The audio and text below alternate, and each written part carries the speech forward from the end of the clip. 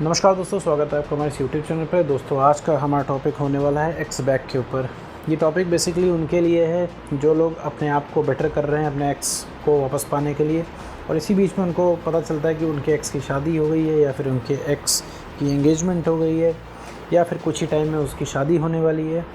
और ऐसे में काफ़ी आप डिसअपॉइंट होते हो कि भाई अब क्या करें, हम अपने आप को बेटर कर ही रहे हैं, उधर से कोई रिस्पॉन्स नहीं आ रहा है, उल्टा उस इंसान की शादी हो रही है।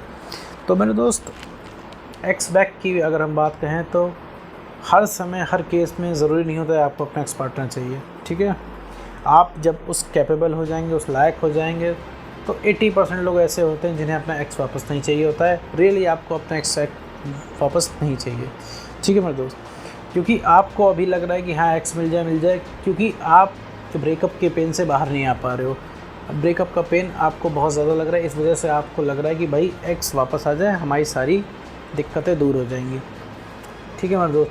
तो आप यहीं तक सोच रहे हो, और एक्स से आपको बहुत ढेर सारे सवाल करते हैं, बहुत ढेर सारे सवाल जवाब उस इंसान से करने हैं। आपके दिमाग में बहुत ढेर सारे सवाल हैं कि भैया तो एक्स आपको छोड़ के क्यों गया, एक्स ने आपसे इतना बुरा क्यों किया, आपने हमेशा उसको प्यार दिया, लॉयल्टी दी, बदले में उस इंसान ने आपको सिर्फ ब्रेकअप दिया, धोखा दिया, और सिर्फ उस इंसान ने आपको परेशान किया है। तो ये सारे सवाल आपको पूछने होते हैं। जिस दिन ये आपने सारे सवाल पूछ लिए, या फिर वो एक्स पार्टनर आपके पैरों में आके जिस दिन उस इंसान ने गिड़गिड़ा लिया, तो मेरे दोस्त उस दिन से आपका 90% अफेक्शन अट्रैक्शन ख़त्म हो जाएगा, ठीक है। ये साइकोलॉजिकल फैक्ट है।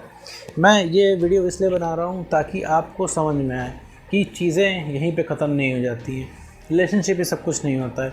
आप आज इमोशनली स्टेबल हो, आपको लग रहा है रिलेशनशिप सब कुछ होता है, सारी चीज़ें रिलेशनशिप के इर्द गिर्द आपके घूम रही हैं, कहीं आप पे आप लव मैरिज होती देखते हो तो आप रिलेट कर लेते हो, आपको लगता है हमारा भी एक रिलेशनशिप था होता तो हम भी लव मैरिज करते।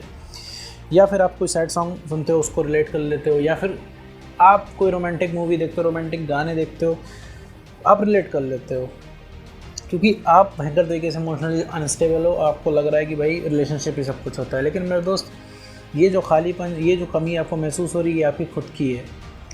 तो आपको रिलैक्स चाहिए, ठीक है, आपको रिलैक्स चाहिए। आप के एक्स पार्टनर का एक मैसेज आ जाता है या फिर एक कॉल आ जाता है पॉजिटिव वे में, तो आपको लगता है कि भाई सब कुछ बढ़िया हो गया, आपको तबीयत सही हो जाती है आपकी, तो आपको लगता है ये जो कमी है एक्स पार्टनर की वजह से नहीं, एक्स पार्टनर आपकी ज़िंदगी में वापस आ जाएगा। कुछ टाइम तो आपको अच्छा लगेगा, 24 घंटा 48 घंटा, इसके बाद जो आपकी ब्रेकअप की मेमोरीज़ है ना, वो आपको भयंकर तरीके से आने लगेंगी। आपको लगने लगेगा मेरे दोस्त कि अब ये इंसान इतना बुरा कैसे कर सकता है, इस इंसान ने आपको रोते हुए छोड़ दिया, इस इंसान ने आपका रिप्लाई नहीं दिया, ब्रेकअप में आप कितना परेशान थे, वो इंसान आपको रिस्पॉन्ड नहीं कर रहा था। ये मेमोरीज़ आपके दिमाग में आप घूमने लगेंगी। अभी क्या है, एक्स आपके पास नहीं है तो उसकी जो कमियाँ हैं वो सारी फ़िल्टर हो गई हैं, आपको सिर्फ उसकी अच्छाइयाँ दिख रही हैं। लेकिन जब वो इंसान आपकी ज़िंदगी में वापस आ जाएगा तो आपको सिर्फ उसकी कमियाँ दिखेंगी, ठीक है। जब आपके पास एक पार्टनर होगा तो आपको लगेगा कि भाई ये इंसान कितना बुरा है। आप लगातार फिर उस इंसान से सवाल जवाब करोगे, या फिर उस इंसान से इरिटेट हो जाओ, आप उस इंसान से झगड़ा करने लगोगे, क्योंकि आपको जो ब्रेकअप की मेमोरीज याद आएंगी कि ब्रेकअप में आपने कितना सफ़र किया।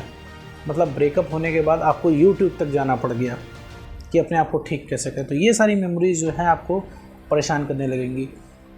और मेरे दोस्त, जब आप इमोशनली स्टेबल हो जाओगे तो आपको मेरी अगली वीडियो देखने की ज़रूरत ही नहीं पड़ेगी। अगर आप नो कॉन्टैक्ट रूल फॉलो कर रहे हो, नो कॉन्टैक्ट रूल में अपने आप को बेटर बना ले रहे हो, अगर आप जितना बेटर मैं बोलता हूँ कि अपने आप को इमोशनली स्टेबल कर लो और बेटर बना लो, तो आपको नेक्स्ट वीडियो में देखने की ज़रूरत ही नहीं पड़ेगी। और जो लोग मेरे चैनल पर नए हैं और उनको नो कॉन्टैक्ट रूल नहीं पता है, तो मैं बता दूँ, नो कॉन्टैक्ट रूल हम ब्रेकअप के बाद अप्लाई करते हैं। इसमें इस नो कॉन्टैक्ट रूल में हम अपने आप को बेटर करते हैं कुछ समय लेके, ठीक है। तो मेरे दोस्त, तो इसमें डिसअपॉइंट होने की ज़रूरत नहीं है। लाइफ यहीं पे नहीं एंड हो जाती है, इससे बेटर चीज़ें आपकी ज़िंदगी में रखी हुई हैं। ये सिर्फ कहने की बात नहीं है।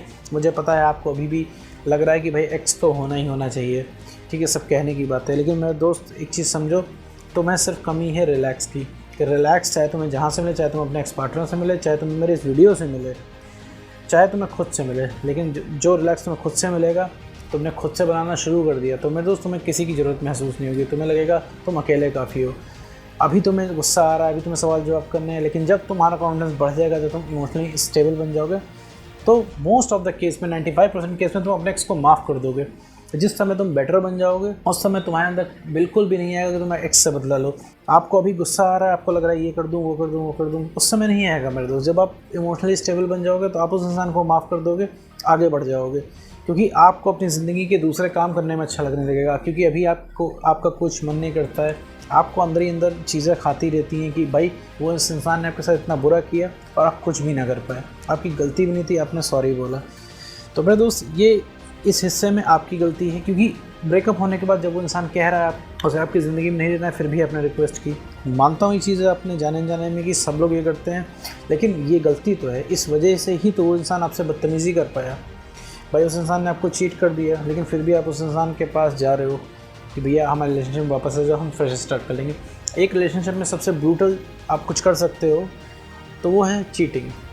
उस इंसान ने चीटिंग कर ली, इसके बाद भी आप जाते हो, तो इस वजह से उस इंसान ने आपको हल्के में लेना शुरू कर दिया। तो वापस आते हैं मुद्दे पे। अगर आपके एक्स की शादी हो गई है या फिर उसकी शादी होने वाली है, आपको लग रहा है आपके पास समय नहीं है इस चीज़ के लिए, एक्सपेक्ट करने में बहुत टाइम लग जाएगा, तो मेरे दोस्त आप सिर्फ अपने ऊपर वर्क करो। और एक चीज़ मैं बता दूं, सारी चीज़ें बिलीव पे होती हैं। अगर आपने बिलीव कर लिया, आपके अंदर बिलीव नहीं है, आप सिर्फ ये सोचते हो कि भैया कि एक्स वापस कैसे आएगा कैसे आएगा, लेकिन मेरे दोस्त एक्स वापस आएगा, आपको सबसे पहले बिलीव रखना पड़ेगा, ठीक है। अब अगर आपके अंदर बिलीव नहीं है तो एक्स वापस नहीं आएगा मेरे दोस्त। और मान लीजिए इस बीच में अगर उसकी शादी हो जाती है तो कोई बात नहीं मेरे दोस्त, आप मूव ऑन ही कर लो, क्योंकि उस इंसान को वैल्यू तो आपकी रियलाइज़ होगी ही होगी। क्योंकि जिस दिन से आप पीछे पड़ना छोड़ दोगे, हर इंसान का एक्स कभी ना कभी उसकी ज़िंदगी में वापस आता है। एटलीस्ट आपको कभी ना कभी वो एक्स बताने ज़रूर आएगा मेरे दोस्त कि आपकी वर्थ क्या है, ठीक है। इसमें थोड़ा समय लगेगा, थोड़ा ज़्यादा समय लग सकता है, 3, 4, 5, 6, 7 साल का समय लग सकता है। मेरी वीडियो थोड़ी सी डीप हो रही है, ठीक है, थोड़ा सा मैं डीप जा रहा हूँ। आप इसको 2-3 बार सुन लो इस वीडियो को, तब आपको समझ में आएगा मैं कहना क्या चाह रहा हूँ, ठीक है। क्योंकि काफ़ी लोगों के मैंने मैसेजेस देखे हैं कि उन्होंने बताया कि भाई हमारे एक्स की शादी फिक्स हो गई है, हमारे एक्स की एंगेजमेंट हो गई है, अब हम लेफ़्ट आउट फील कर रहे हैं।